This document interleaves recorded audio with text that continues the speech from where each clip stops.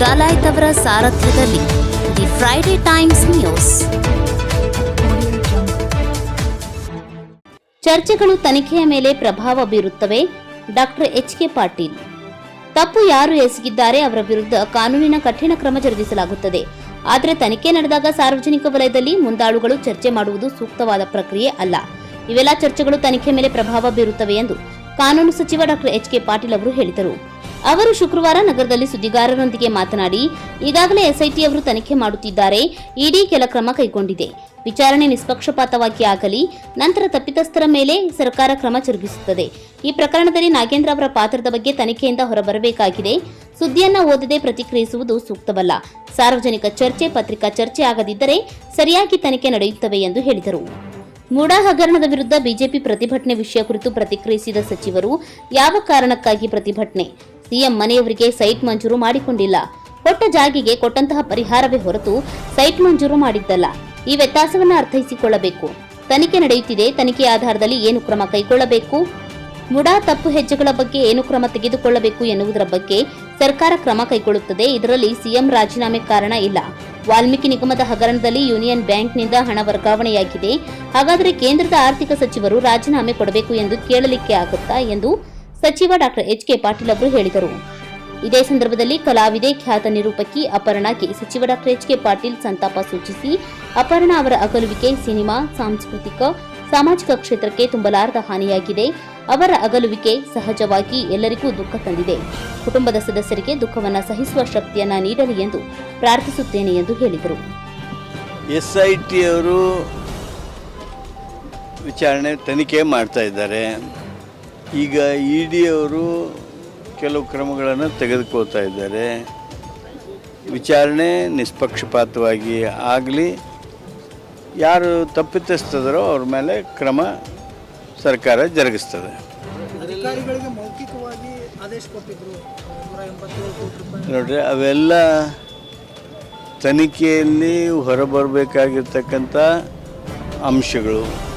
ನಾವು ಸುದ್ದಿಗಳನ್ನು ಓದಿ ಅವುಗಳ ಬಗ್ಗೆ ಪ್ರತಿಕ್ರಿಯಿಸುವಂಥದ್ದು ಸೂಕ್ತವಾದದ್ದಲ್ಲ. ನಾನು ಇಷ್ಟೇ ಅಪೇಕ್ಷೆ ಮಾಡ್ತೀನಿ, ತಪ್ಪು ಯಾರು ಎಸಗಿದ್ದಾರೆ, ತಪ್ಪಿತಸ್ಥರು ಯಾರಿದ್ದಾರೆ ಅವ್ರ ಬಗ್ಗೆ ತನಿಖೆ ಮಾಡಿ ಸೂಕ್ತವಾಗಿರ್ತಕ್ಕಂಥ ಕಾನೂನಿನ ಕಠಿಣ ಕ್ರಮ ಜರುಗಿಸಲಾಗ್ತದೆ.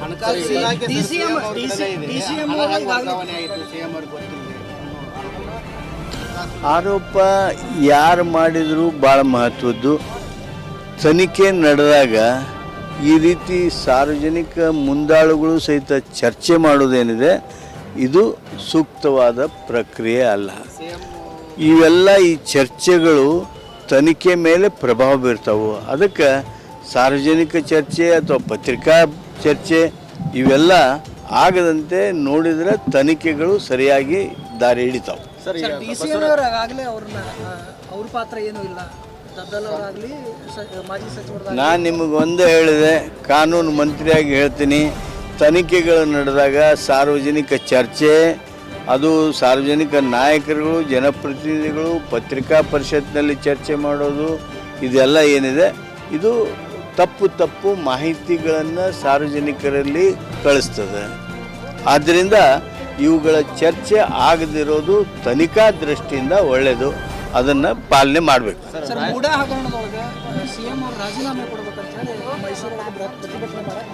ಅದು ಯಾವ ಕಾರಣಕ್ಕಾಗಿ ಅವರು ತಮ್ಮ ಮನೆಯವ್ರಿಗೆ ಸೈಟ್ಗಳನ್ನು ಮಂಜೂರಿ ಮಾಡಿಕೊಂಡಿಲ್ಲ. ಕೊಟ್ಟ ಜಾಗಿಗೆ ಪರ್ಯಾಯವಾಗಿ ಕೊಟ್ಟಿರ್ತಕ್ಕಂಥ ಪರಿಹಾರವೇ ಹೊರತು ಆ ಸೈಟ್ ಅಲೋಕೇಶನ್ ಅಲ್ಲ. ಅದನ್ನು ವ್ಯತ್ಯಾಸವನ್ನು ಅರ್ಥೈಸ್ಕೊಳ್ಬೇಕು. ಆದಾಗ್ಯೂ ಏನು IAS ಅಧಿಕಾರಿಗಳನ್ನ ಈಗಾಗಲೇ ತನಿಖೆ ಮಾಡೋದಕ್ಕೆ, ವಿಚಾರಣೆ ಮಾಡೋದಕ್ಕೆ ಕಳಿಸಿದ್ದಾರೆ, ಅದ್ರ ಮೇಲೆ ಏನೇನು ಕ್ರಮ ತೆಗೆದುಕೊಳ್ಬೇಕು, ಮೂಡಾದಲ್ಲಿ ಆಗಿರ್ತಕ್ಕಂಥ ಏನು ತಪ್ಪು ಹೆಜ್ಜೆಗಳದಾವು ಅವುಗಳ ಬಗ್ಗೆ ಕ್ರಮ ಏನು ತಗೋಬೇಕು, ಸರ್ಕಾರ ಅದನ್ನು ಮಾಡ್ತದೆ. CID ತನಿಖೆ ಆಗಲಿ ಅಂತ ಹೇಳಿ ಆಗ್ರಹ ಮಾಡಿದ್ದಾರೆ. ಮತ್ತು ಮುಖ್ಯಮಂತ್ರಿಗಳು ರಾಜೀನಾಮೆ ಕೊಡಬೇಕು ಅಲ್ಲ, ಕಾರಣ ಇಲ್ಲ. ಎದಕ್ಕೆ ಕಾರಣ? ಈಗ ವಾಲ್ಮೀಕಿ ನಿಗಮದೊಳಗೆ ಆ ಯೂನಿಯನ್ ಬ್ಯಾಂಕಿನ ಮುಖಾಂತರ ರೊಕ್ಕ ಹೋಗ್ಯದ. ಯೂನಿಯನ್ ಬ್ಯಾಂಕು ಆ ಗುನ್ನೆಯೊಳಗೆ ಪಾಲ್ದಾರರಾಗ್ಯದ. ಕೇಂದ್ರದ ಅರ್ಥ ಸಚಿವರು ರಾಜೀನಾಮೆ ಕೊಡಬೇಕು ಅಂತ ಕೇಳ್ತೇವೆ ನಾವು.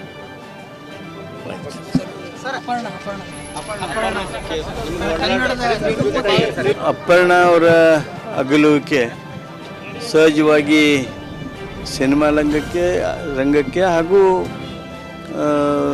ಸಾಮಾಜಿಕ ಕ್ಷೇತ್ರಕ್ಕೆ, ಸಾಂಸ್ಕೃತಿಕ ಕ್ಷೇತ್ರಕ್ಕೆ ತುಂಬಲಾರದ ಹಾನಿ. ಅವರ ಅಗಲುವಿಕೆ ನಿಜವಾಗಿಯೂ ಎಲ್ಲರಿಗೂ ದುಃಖ ತಂದಿದೆ.